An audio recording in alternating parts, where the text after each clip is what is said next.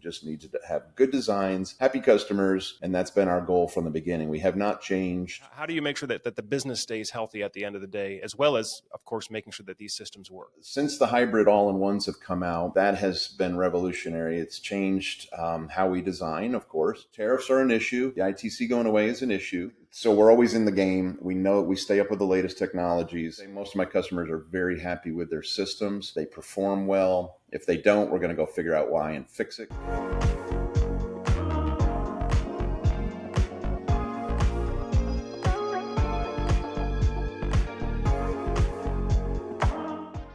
All right, welcome back to the Solar Surge podcast. If you're new to the Solar Surge podcast, on this program, we meet with the top CEOs and the top thought leaders in the solar and energy storage space. Now, this morning, I'm joined by a special guest, Scott Hunt. Many of you may already know him as Engineer 775. He's got a huge YouTube channel, Engineer 775, and he is the co-founder of Practical Preppers. So, Scott, it's really great to talk to you again. Welcome to the Solar Surge podcast. Thanks a lot, Joe. We're finally doing this. We've talked about it for years. Yeah, absolutely. Well, it has been a tumultuous last couple of years in solar, Scott, and I know you do a lot more beyond just solar, just, emergency preparedness in general. But, the past couple of years in the solar industry has been very tumultuous. We've seen a number of ups and downs, whether it be with tax credits or potential tariffs. Now it looks like we have some closure on the issue of tax credits. But before we talk about current events in industry news, I'd like to, share with a little bit your background with the audience, because you, like myself, first got into solar because of an interest in emergency preparedness and resiliency. Whereas, we've seen a lot of people that just got into the business because they think they can make a lot of money fast. But Scott, if you would take about 5 minutes or so and just kind of walk us through your solar journey and your background with Practical Preppers. Appreciate that, Joe. Yeah, so we're not really a solar company, though we've backed into solar in the last 5, 6, 7 years. With emergency preparedness, homesteading, whatever you want to call it, that's how we started. And it was more on getting food and water and some basic small power plants, small electricity solutions for folks so that they could be able to mitigate any type of threat coming, whether it was an EMP or, ice storms. It really didn't matter. We didn't focus on the actual problem, but focused on solutions. And so I began to do a lot with water and moving water, because a lot of people had power, but they didn't have a sustainable water system. And if you don't have water on your property, you're not going to be able to stay very long.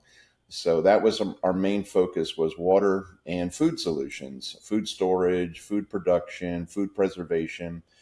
And so with water, I got into how to move water using old technologies from the 1700s, hydraulic ram pumps, hand pumps, every type of pump known to man to get water out of a spring, out of a well, out of a rain cistern. And then that led me into solar water pumping, which I fell in love with because it became the most efficient way to move solar. And again, my goal was to never use a battery. So I started off as anti-battery because I saw batteries as the nemesis or the weak point in the solar industry. And so we did a lot of PV direct, which led me from water to air conditioning to heating water. Anything I could do without a battery, I was on it. So with solar water pumping, I could move tremendous amounts of water to high elevations, produce a pressure for folks in their home, for their gardening, for their animals, livestock. And I'm like, wow, this is the most efficient thing I've ever worked with, which I'm like, let me do some more solar. So my background's mechanical engineering, so I was afraid of electricity. Just kidding.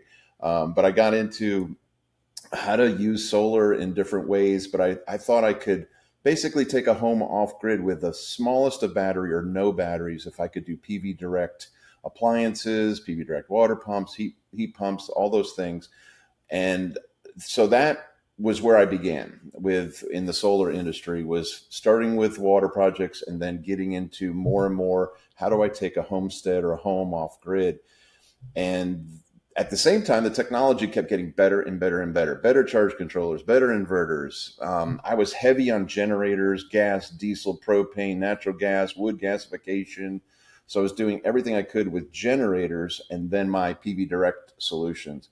But as the inverters got better, I began to adopt. I moved from the the Schneiders and the Outbacks and the Magnums into these transformerless inverters and these hybrids that could do more than I thought that they could do, and they got better and better. So that's where I am today, and that's this is I started the business in 2011, and so we've done a lot in the last 14, 15 years in this space.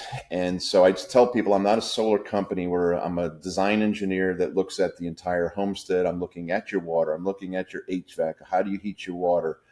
And how because a lot of people say, I don't know what you're talking about, Scott. I just I want to stay cool when it's hot, hot when it's cool, and I want a hot shower. So can you help me out? And so that's where we've kind of developed our strategy has been a systems design approach to a home or a homestead or a compound, whatever. So, and since COVID, a lot of opportunities have come up with people moving to the country, wanting to move their businesses. And they're like, can you run my home and my business and my future projects? And I'm like, yeah, it's so scalable now that we've been able to do that. So that's a quick background for you. That's great, Scott. And it reminds me of what I would kind of call the good old days of solar, because like yourself, I started doing off-grid emergency backup power systems. Although I always was kind of a fan of batteries, I thought that was always kind of the central part of the system. But I remember when we first started in the installation business, people would reach out and either they were building an off-grid like survival retreat or like a hunting cabin where they had to be off-grid completely, or in many cases the homeowner lived in a neighborhood, but they wanted to take 4 or 5 critical systems off the grid, like their refrigerator, their well pump. And it was really solar powered well pumping or water pumping that then caused the need for a more of a tight integration into the home's wiring, having to do split phase power with 240 volt loads as well as 120 volt loads, and all of that. And like yourself, we used a lot of the old Schneider equipment, Outback, Magnum power equipment, to accomplish that. And we would wire these systems into somebody's home, almost like a backup generator where you could just switch over to emergency power, but we would be doing all this with solar and batteries. Anyway, Scott, one of the things I miss about those days is that, back then it seemed that everybody in the community, whether it was on the install side, the engineering side, or the customers themselves, but we were all sort of like solar or off-grid enthusiasts, people that were really into it, that believed in the technology and believed philosophically in being self-sufficient and prepared. And like you mentioned, not just with electricity, but with your own food, independent water sources. Many cases, they are homesteaders, homeschoolers as well, and people that just believed in taking care of themselves. Over the past 10 years, of course, Scott, we've had a ton of new people and new money come into the industry that's really kind of changed it a bit. Have you seen a lot of that change on your side, or have you still remained pretty much focused on the emergency preparedness, self-sufficiency community? We've tried to stay focused on energy independence. So we very rarely get a customer that's after, an ROI or a payback period. I mean, that's a bonus, that's a benefit, but it has been energy independence. If you can take advantage of the tax credit, obviously that's awesome. So our 3 things are energy independence, that freedom to weather the storm or just not have a power bill for the rest of your life. And if you can take advantage of a tax credit, that's great. We have vehemently stayed away from any financing. So we never got into, the dealer fees, and that was at 7%, is going up to, I think you've pointed out, up to 20%. That to me I think has ruined the residential solar business. Just charging ridiculous fees. And then as you have said, the installers go out of business in 6 to 7 years, and who's left holding the bag? And we have a lot of customers who are beginning to service their older systems that have been let go. They're not working. So that's very frustrating there. So I think solar is reached the point, the technology is mature enough that solar can stand on its own. And we don't need to be supported. We just need to have good designs, happy customers.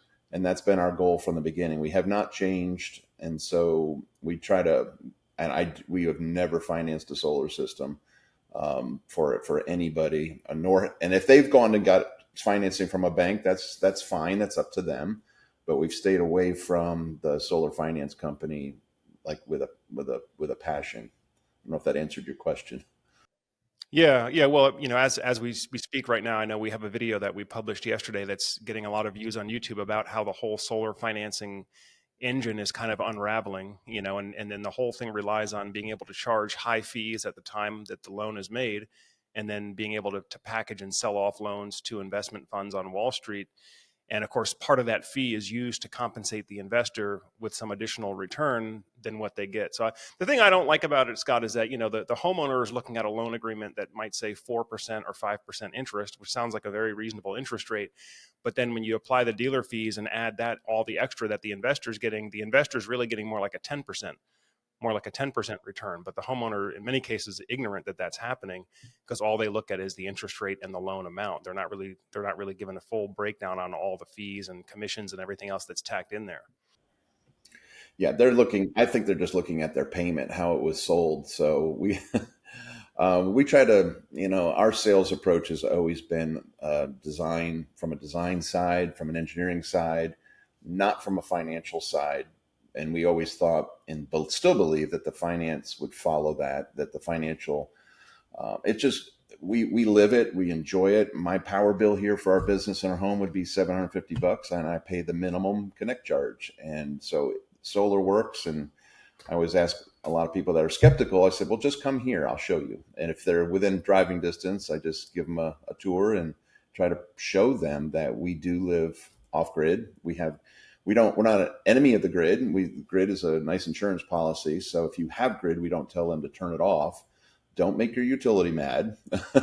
It's kind of that whole prepping philosophy of being the gray man. Don't draw attention to yourself. Don't draw attention. Yep. And so I've got customers that still do that. They'll draw attention. And sure enough, the utility pulls their meter, and then they have to run on their systems and their generators. So we really encourage people, don't do that. But you can net zero. It's technologically, it's very easy to net zero your home today. So, Scott, are most of your projects retrofitting an existing home to be self-sufficient, or would somebody come to you to design a brand new build with the goal of being fully self-sufficient? Like, what's your typical client look like? It's probably 25% new construction and 75% the rest, which is retrofit. So the new construction projects can go on for a long time with projects that can take 2 years to build out. But it's nice to get a hold of the general contractor, the electrician, and put our conduits in place, have everything, all our EMT conduits from the outside in the mechanical room if they're going inside, which we'll talk about the trend to get away from going inside with the equipment to go outside. So in a lot of cases, it's been very easy, whether it's new construction or retrofit, to work from the outside and never go in the house. I know we spoke about it before. I'd like to explain that at some point. I don't know if we'll get to that, some of the technologies, but I would like to. I don't think a lot of people realize what you can do today without ever stepping inside the home. Yeah, well, let's get into more of that. As you mentioned earlier, the technology itself has advanced quite a bit in the past 5 to 10 years. I mean, I can remember when we did some of these older off-grid systems, it looked like a science experiment in the garage. You got wires everywhere, and a lot of times we had to piece all those systems together ourselves. So you have your charge controller, your inverter, your batteries, switchgear. A lot of times these are all coming from different manufacturers. Now we're seeing more of these like all-in-one type solutions. But Scott, what's your take on the technology landscape right now as far as hybrid and battery-based systems? And what are some of your preferred brands? Yeah, so I mean, everybody, if they see my channel, they can see my preferred brand. So thankfully, I've been around long enough where I'm a distributor for inverters and batteries and ground mounts and racking. So that has helped us as a company. But since the hybrid all-in-ones have come out, that has been revolutionary. It's changed how we design, of course, simplified, but we also know that it's scalable. Every customer I deal with, can I scale? Can I add? And so when we build a system, maybe it's with one inverter, all of our wiring, and I'm always thinking 200 amps to 400 amps that I can, even though this inverter is only going to output 50 amps, we pre-build the systems for scalability. I find no one says, give me less power. And so we design our systems to scale. It doesn't cost that much more to make this system to be able to add an inverter, add a bypass switch, add more solar, add battery. So we always go into the project knowing that they're going to come back and want more power because they've built a new shop. They've added, or the kids have come home and they need more power, or there's just so many reasons to build a system initially that to make it scalable and don't.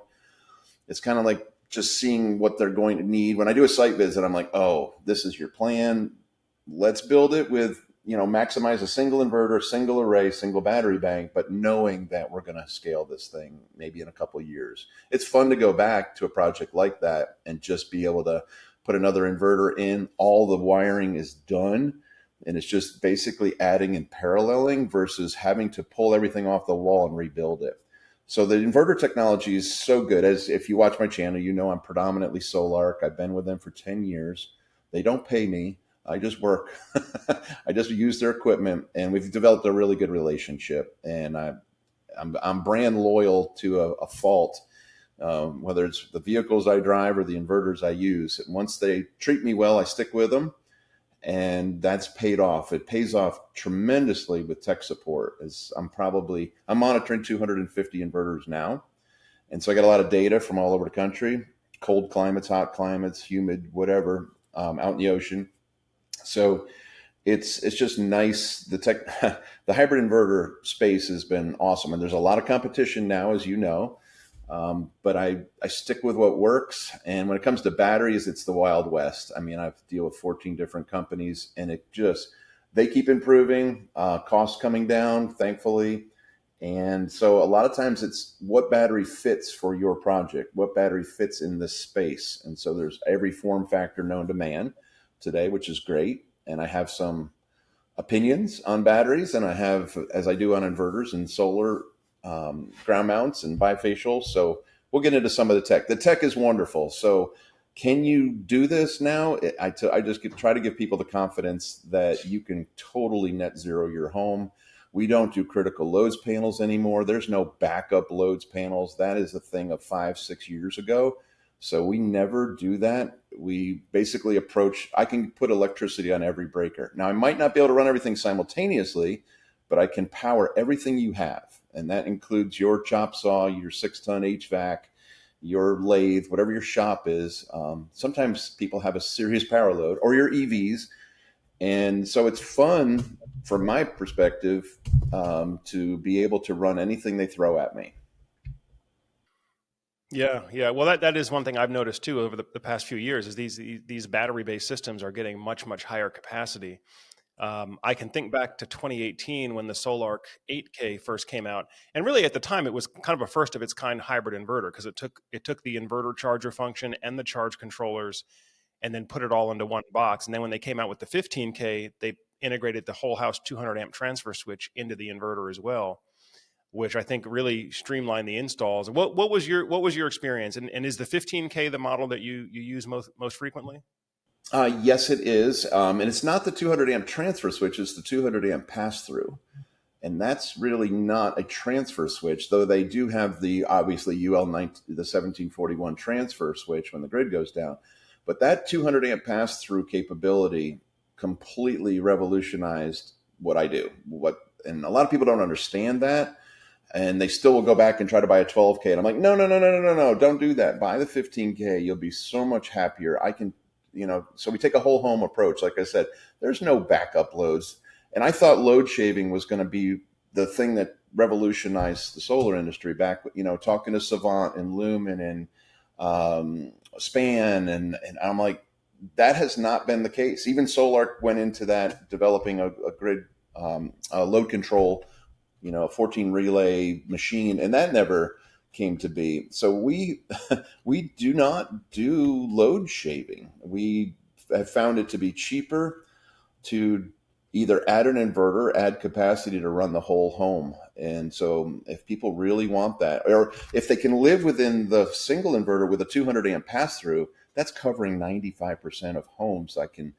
I'm able to run anything that they have. We're not compromising the home at all. We're just cutting in between their meter and their panels.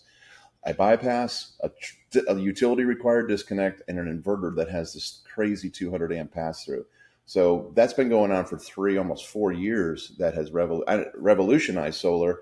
And I know there's all the competition trying to basically copy Sol-Ark for what they came up with, and they've caught them, they're catching them, and so that's where we're at today. Yeah, yeah, no, and I know that that's kind of what happened. The way I understood the story is Sol-Ark sort of pioneered that new architecture, and then a number of Chinese companies, I guess, just copied it and resold it. So you can see a very similar product to Sol-Ark under a number of different brands out on the market right now. Yeah. But it really was Sol-Ark that pioneered that architecture. Transformerless, integrated charge control, 200 amp pass through, all in one box, and Yeah, and yeah, they've no, gone. Yeah, I mean, from starting with the 3K 10 years ago to the eights, the 12s, back to the fives and the single phase, and to the 15, and they're not done yet. They got new products coming out, so they are innovative. They just they're not as fast as some other folks seem to be of getting new products to the market. I think they're very conservative and they wait to make sure, because I've been a beta tester for them for a long time. And so I know that, I'm still running a beta 15 from 4 years ago. It was bulletproof out of the box. Now, there have been improvements to firmware and hardware on the inverter. So some people will get a bad one, or a board that can't handle much imbalance, and that gets out on the internet as a bad inverter, bad company. But I've got so much data to prove otherwise. They make a good product, and it's nice to stick with a. I just tell people bounce all over the place. When you stick with a company, you don't have to always deal with level 1 tech support. You actually have friends. when you're out in the field and you're like, I've got to get this thing commissioned, and I'm 5 hours away from home, and you can get a hold of somebody and that really knows their stuff inside. So that's an advantage. And so a lot of my customers, I do tech support for them, but if I get in trouble and there's something I don't know, some interaction with firmware or a generator that I don't know what's going on, I can get a hold of Sol-Ark and they can walk me through it. Typically, they rescue me so I don't have to do another truck roll. sounds good. Sounds good. So, Scott, in light of some of the changes that we've seen in the past few months here, tariffs. I think the first big issue was tariffs and potentially much higher tariffs. What that would do as far as costs for imported solar components. But have you seen any impact on your business so far, or do you expect to have to make any adjustments? Yeah, we're making adjustments. One of the adjustments was to talk to you, and because you keep your finger on the pulse of what's going on in the industry. So thank you for doing that. And so I've been watching your videos and just wanting to network, and because we do not know what's going to happen in 2026. Right now, our board is filled with jobs, as you mentioned. People are making the mad dash to make sure they get the ITC, and so we're going to be at capacity in no time. But what does that mean for the next year? So tariffs are an issue. The ITC going away is an issue, and so in a way, I'm hoping that we weather the storm and we don't need support. The solar stands on its own, and people enjoy not having a power bill. And people enjoy when the grid goes out, they don't even know it, because the technology has arrived to allow you to just plow through. So I'm hoping, I think it's going to shift. We might do more off-grid work in 2026 and in the future, but I think there's a lot of hybrids that we have taken off the grid in terms of they don't need the grid, to prove that we can just continue to do the same type of solar, giving people that independence and targeting their bill. We're seeing a lot of electricity rates rise, of course, and we're also seeing time of use rates that people do not like. We have a lot of demand charges that we're able to mitigate and do away with those demand charges using solar and batteries. So I'm a battery fan now, Joe. I wasn't in the beginning, but their performance is fantastic. The lithium iron phosphate. If there's a new tech coming, great.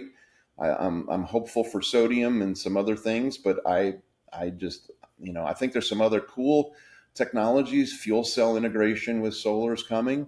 Look forward to putting out a video on that soon. So there's always new tech, and I'm a sucker for that. So I think that solar's not going away, is my opinion. No, I agree with that. I don't think solar is going away, especially for clients like yours who are motivated for reasons beyond just electric bill savings or tax savings. I mean, there's a real need for, and I think for certain people, real desire to just be as energy independent as possible. But the technology is shifting, like you said. You know, Scott, one thing that I'm concerned about, you know, just kind of putting my prepper hat back on, is as these systems get more smart and they get more internet connected, you know, how truly independent can these systems be in a world where maybe there is no internet service, there is no cell phone service? What are your thoughts on that? What do you say are the most secure solutions for a true grid down type of environment? Yeah. So there's a lot of concern, and I think every company is working on internet security for their Wi-Fi dongles. Moving to a stateside servers and making sure the path of data doesn't go to some server in China and back. But the other thing is, you don't need to have it doesn't need to be connected to the internet. I still have an 8K that I installed in 2017 that has never been connected to the internet. So people need to realize that depending on the system, it does not need to be connected to the internet at all to function. So you can pull the Wi-Fi dongle off of any system that we have and you're still going to run. So, but if you want the monitoring, you want to be able to do updates. So I have a lot of, I don't want to say paranoid customers are like, I don't want to be connected to the internet. You do not need to be, you don't need to connect your battery. I love all the tech and the bells and whistles and the portals. So we have battery, monitoring portals. We have Sol-Ark portals. We have third-party solar assistant and all those kinds of things. So if you want to be high tech and connected, you can. If you want to be off the grid and not connected, you can. It doesn't change the performance of the system at all, from what I see. Okay. Well, you mentioned that one of the things that you're doing now more on your projects is trying to stay outside the home as much as possible. Can you explain a little bit what's the motivation for that approach, Yeah. and how are you installing today? How is that different from how you were installing 1 or 2 years ago? Yeah, it's tremendously different. So we see the NFPA 855 battery regulations and for safety, for fire, and NEC code. And so what we started to see was this 40 plus 80 plus 80 plus 80. And I'm like, what is that? So I'd ask questions at code classes. Nobody could explain it, but we knew that they were working on a way to limit the amount of battery you could have inside your home or inside your garage. And for most of my customers, that is a huge limitation. And so to have 40 kilowatt hours of battery is really not, it'll function. It's better than nothing, but it's not going to make the customer happy. So we started to think, how can we go outside the home, build a system where the solar's outside? I'm not, like I mentioned before, not ever walking inside the house other than to say hello to the customer. So our team, our install team, is not going in the house. We're not pulling wire. We're not running EMT. So we come to a home. We've done several like this recently where 10,000 square foot home, 400 amps, 600 amp services.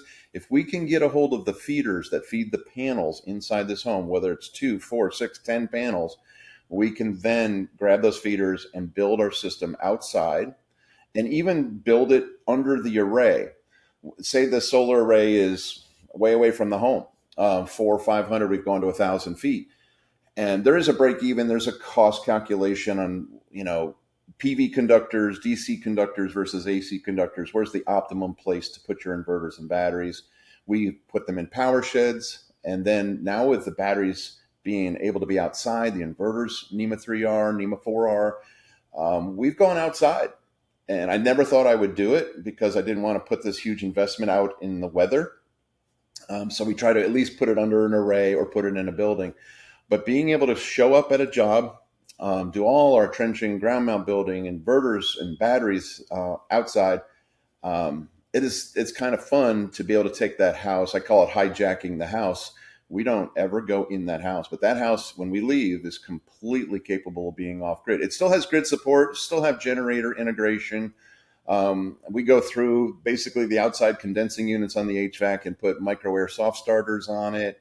So it's kind of fun when we leave that we've never been inside the home. And now you have no power bill and you can run indefinitely off grid. So that's what I mean by going outside, because the reason for it has been just looking at this code structure coming, whether it's NEC 2023, I think they're working on 2026.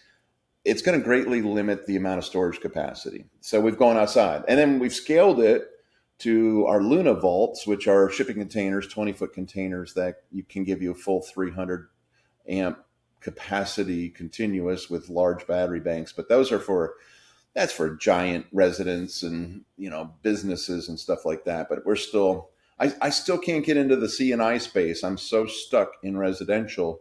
Uh, I know a lot of people that are seeing the future of trying to shift over to C&I, but we have taken this approach to do whole home, and we can do it with a 15K and some off the shelf transfer switches and disconnects. We don't need any separate interface to do that. I'm not bragging. This is just spending 12 years doing this, just like, hey, let's try this. So my place where I live has become a lab, and where I have, I've got a lot of different inverters and Sol-Arks and batteries, and we're running three different homes and a business. And so I got a lot of R&D set up here to show that, hey, I just did my mother-in-law's house. I never went inside her home. She would have not wanted me there anyway. Just kidding. And but we went and we wired it up, and she's completely off grid and no power bill. So it's very rewarding to be able to do that. So I hope that makes sense of why we don't have to go inside a home to solarize it today. Yeah, absolutely. And of course, Scott, I know you practice what you preach as far as living the off-grid lifestyle yourself. But that is something that we have reported on with a number of these products that have come out over the last few years. Franklin was probably the first one to market their solution as a whole home battery. Although in practice, you still needed multiple batteries to provide adequate backup for the whole home. But the idea was, if you can do your grid interconnection or your interface to the home system above the main breaker panel, then as the installer, you don't have to get into the weeds of moving around circuitry inside the house, which is very disruptive for the homeowner. Again, back in the days of critical loads panels, we had to rip out all the critical loads from the main panel, reroute those wires, install a second critical loads breaker panel somewhere in the house or in the garage. And that could be very disruptive. Also introduces a lot more risk for the contractor, because now you're dealing with modifying inside the house wiring, as opposed to the further up the chain you can go, the closer to where that service comes in from the utility, the less really risk there is. I mean, yes, you have to deal with larger gauge wire sizes because you're dealing with higher amperage circuits, but you're not dealing with the risk of the individual branch circuits. It's just, how are you feeding power into that home? Once you deliver power to the home's internal wiring takes care of distributing it out to the loads. Yeah, So it is so much less electrical work, believe it or not. You're not doing that critical loads. You're not moving all those circuits. The only circuits we move, in a meter-based combo for a larger home, even 200 amp, they have meter-based combos with breakers outside for their well pumps, for their HVAC. We move those because those are on the grid bus. You can't run those. You got to hijack those. So we actually put another panel sometimes outside on our equipment that takes care of those loads. So we do move those from the grid. And so the biggest complaint I get is, I don't know that I'm off grid when the power goes out. And that's a great complaint. So sometimes we'll leave a breaker with a green light, LED, some sort of visual indicator. I really need to come up with some audible indicators that the grid is down, other than looking at their app and they see a white line said, oh, there's no grid. That is success for me, that people do not know that the grid went down. And we saw a lot of this in Helene, and because we were in the path of Hurricane Helene, so a lot of my customers were in that path. And so it was great for them to be able to plow through that for up to 2 weeks without having to. Yes, they used some generator if they were off grid, but they were able to be comfortable and take care of a lot of other people. I'm sure. Now, Scott, I know you're based in South Carolina, as I am as well. Is your practice limited to the Carolinas, or where do you do projects today? Yes. Thanks for asking. So yes, we're in South Carolina. We're licensed electrical contractors in South and North Carolina. So we do install in North Carolina. We install just about everywhere. I got jobs in Mississippi and Tennessee, and we'll work with other electricians and contractors, but we do a lot of design work where we hotshot complete jobs to people in California. So it's weird. Last year we did so many jobs in California. I guess I'm cheaper than the contractors in California, I guess. And so we would ship an entire system. We'd permit it. I don't care if it was Napa, Sonoma. We did one in LA, which was crazy. And so we can get the entire design and equipment sent to you and do the hand holding through the installation if you're a DIYer or if you're an electric. We have a lot of electricians wanting to get into solar. We've kind of helped them. So we've got systems all over the country, thankfully, which helps me. I get a lot of data from different climates, 9,000 feet in Wyoming and down in the desert in California. So so yeah, we are based in South Carolina, but we've got, we're working in Belize right now with customers. So we try to install, we have just enough, we have a small installation team, 4 or 5 guys. And so we do installations to keep so we're always in the game. We know we stay up with the latest technologies. But I never wanted to expand that. So we've expanded more of our consultation and design and shipping materials around the country type of work. And we have our own, kind of like you got teams of installers here and there. We have an installer list that if I can't go to Pennsylvania, I have an installer in Pennsylvania and for West Virginia, Maryland, so we will kick jobs to them that we cannot get to.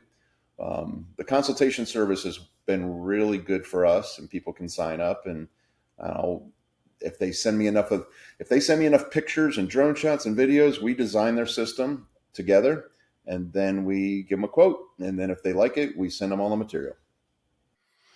That's great. I think there's going to be many more homeowners that choose to go this type of route as well, where maybe they work directly with a designer like you, purchase all the material, get it at a good competitive price without any of these fees and things, and then maybe just hire a roofer or an electrician or some help to put the system together on their end, but without having to hire one of these high-priced all-in-one solar contractors, which again may or may not be in business 5 or 10 years from now. And I think you're going to see many, many more people going that route. Go ahead. Yeah, we have had people that's super talented, but they're intimidated by maybe the commissioning aspect of it. So we've had people where we've shipped them the material, they have built the system, and then we've gone to commission it or help their electrician commission the system. So sometimes it's just go build the ground mount because they're intimidated of that, but they're very good with electricity. So every customer is different. Some have really surprised me. I didn't think they were going to be able to pull it off. And they just built a beautiful system and share their videos and stuff with us. So we got a lot of nice testimonials of people that have built systems based on our design. So that's our focus. I could care less. I say this, my wife gets very upset when I say this. It's not about the money. It's about, does this thing work? It has to work. If it doesn't work, we failed. The money will follow. Yeah, 100%. 100%. That actually is a good segue into what was going to be my next question. I made a prediction in one of my previous videos a couple of weeks ago that the firm fixed price per watt pricing model for solar is probably going to go away because it's especially when you talk about batteries and load control and all this other complexity, the contractor's got to have a way to manage the cost and the risk better than just throwing out, $5 a watt bid or something like that. I'm curious, how do you structure your bids or your quotes? Do you do time and materials, or how do you make sure that the business stays healthy at the end of the day, as well as, of course, making sure that these systems work? Yeah, for us, we have never done a cost per watt, never on any job, which a lot of people think that's crazy because, as you said, that's the norm in the industry. We just, we have material markup, it's time and materials, and we have a labor rate. And then when we finish a job, did we do well on a job? We do a cost analysis of each job. Part of that cost analysis is to see how did we make any profit, and then I profit share with our install team because it is hard work, it's difficult. Got them out of town. So that's kind of a motivation for them to get the job done sooner than later. And so we kind of analyze that job by job. Here's all our materials. Here's how much time it took. Here's the labor. And then we find out, wow, we're getting killed and slaughtered on our permits, or it's expensive. They never charged as much for a permit before. So we have to stay up with analyzing. Are we making money? Are we going to stay in business? Because that's constantly moving target. So I just go back and analyze each project just pull up a spreadsheet, just dump everything we spent on the project. Did we make a profit or not? And then is the install team happy as well? And so, but never on a cost per watt. So it's I've just never been able to do that in a way that made sense to me. And I do get a lot of what I call carcasses. People will send me quotes from other solar companies, and I'm just blown away. We're not the cheapest. We're not the most expensive. I see incredibly, gouging, crazy quotes from people. I don't know how they do that. We're kind of in the middle, I would say, in terms, you learn a lot from what other people are doing. If I can get my hands on some other quotes, it's kind of fun to make adjustments like, man, Scott, you are really blowing it on the ground mount. You're not charging enough, or you're charging too much on another area. Yeah, yeah. Well, I'm glad to hear you say that too. I think a time and materials type structure makes more sense. Have your labor rate, have your material cost, a little bit of markup on the materials. At the end of the day, a client that values you and your expertise wants you to make some profit, right? And otherwise, you're not going to be in business long term. Nope. And I think, of course, for somebody like yourself, you've built such a reputation over the years that, would you say that most clients that end up working with you, they have known you for some time, or are they just in the solar shopping process and just happen to come across you? Yeah, most of them have watched too many of my videos. So I tell people, if you're having a hard time falling asleep, just watch an Engineer 775 video and put you right out. But for people that really want solar, they will plow through it, and they're like really learning. And so I get a lot of customers that have watched a lot of my videos. So they say, I feel like I know you. I feel like I trust you. And so that's great. So I have no idea, and I have no idea where they're coming in from. So the YouTube has been fantastic for that. Has been, without YouTube, we wouldn't have a business like we do. Our local utility seemingly is not pro solar, so we've had to reach out. We in a co-op in South Carolina, they're not really pro solar, so which are most of the co-ops, which are most of the utilities. So without having social media, being able to reach out like you do, there wouldn't be much of a business. Yeah, well, it's so valuable, especially for what you do, because you have such a unique skill set and such a unique focus. You have an audience that I would imagine, because I know I used to watch your videos. I watch off grid water heating techniques and things from 10 years ago. So I would imagine by the time I pick up the phone to do business with you, you've already got a certain level of trust there with your clients, which is invaluable. So you solar installers out there figuring out how to reposition your business for success after this tax credit goes away. One great way to do that is to start documenting your installations and your processes in video, and start showing your potential clients how it is you do what you do, so that you're not just another solar company putting out a bid. You're somebody that they somewhat know and trust, and they can see that you've done what they're looking to do in the past. And of course, Scott is an excellent example of that. Inspired me to start, my YouTube channel back in 2018. Wow, 2018, huh? Yeah, I think 2009 is when I started, when Google, before Google got YouTube. So I just, and in one way, the YouTube channel has just it's been my accountability partner. It's like, oh no, I got a video. You know how much work it is. You produce 20 times more videos than I do, but it's a lot of work, and you're accountable. You're putting your work out there, so everybody, is an armchair quarterback critiquing and blasting you, and it's sometimes you got to resist fighting with the trolls on YouTube. But it's been an amazing thing, because I'm like, I have got to produce a video this. And so I tell other people, I said, like you said, just start videoing your work. It holds you accountable. You're going to be sharing it publicly, and give it a couple years. Don't give up. I see most people that have asked me, how do you get YouTube going? I said, it takes years. So you have to just plow. But people go back, as people go back and watch old videos, and they're still monetized. It's fun.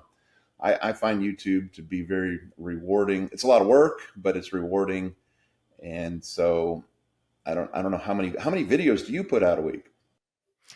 Well, now we do 3 or 4 videos a week, plus the shorts. But it wasn't always like this. I mean, when we started, it was very low budget. It was somebody with an iPhone or somebody with a handheld camera that would just follow us to the install site, and I would just kind of talk through what we were doing that day.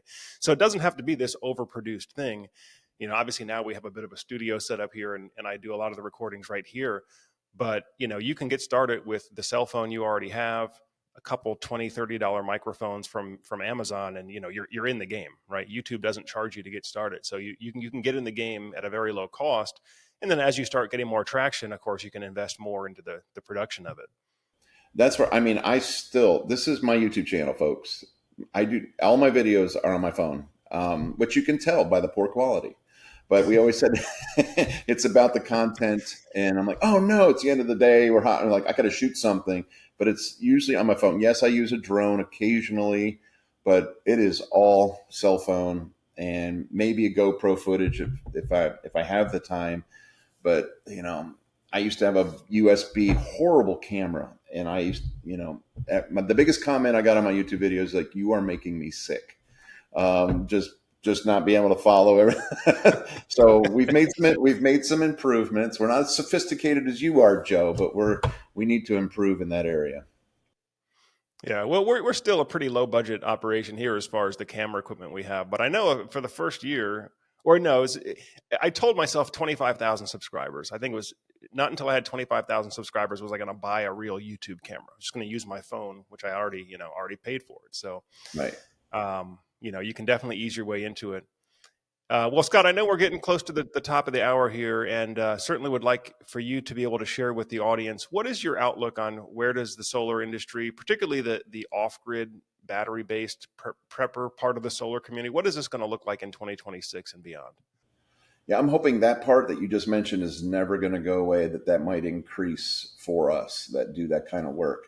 It's definitely going to take a dip, I see, because of the ITC going away.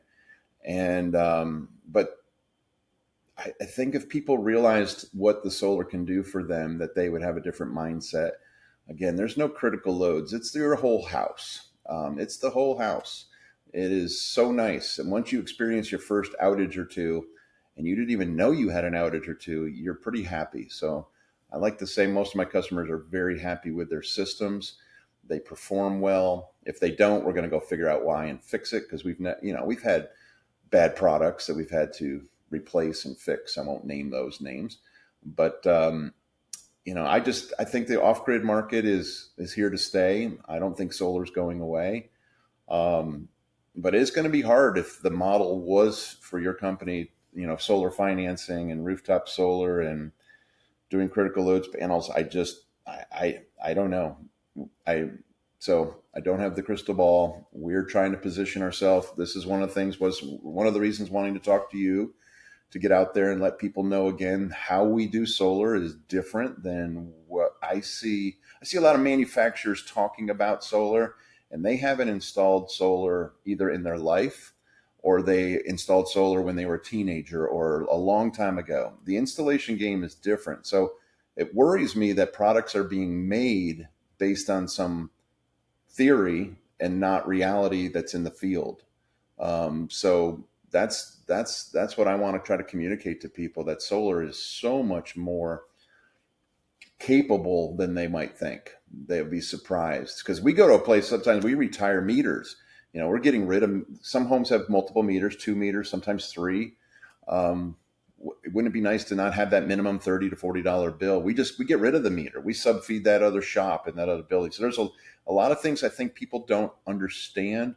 And it's simpler. The architecture, the layout of the system, the design has been simplified, believe it or not, compared to what it used to be. And people they come to you like, I've been studying this and I've figured this out. And I'm like, by the time we get done with the consultation, it is not what they thought. And we give them a design that's much better and more capable than they ever imagined. And that's fun. And don't forget the HVAC. That's a big thing. Those soft starters, if you haven't used those changed a lot in our installation, being able to start multiple heat pumps. And, we're in South Carolina, so the happiest customers are the cool customers right now. I think it was the hottest temperature in 8 years yesterday. So yeah, it was really, really hot and muggy here, which we usually don't get much humidity here, but it was in the 90s and it felt like the dog days of summer. Hey, Scott, while we have a little bit more time, what's the best way for people to get in touch with you? I know you have the Engineer 775 YouTube channel, but what's the best way for folks if they want to work with you to reach out?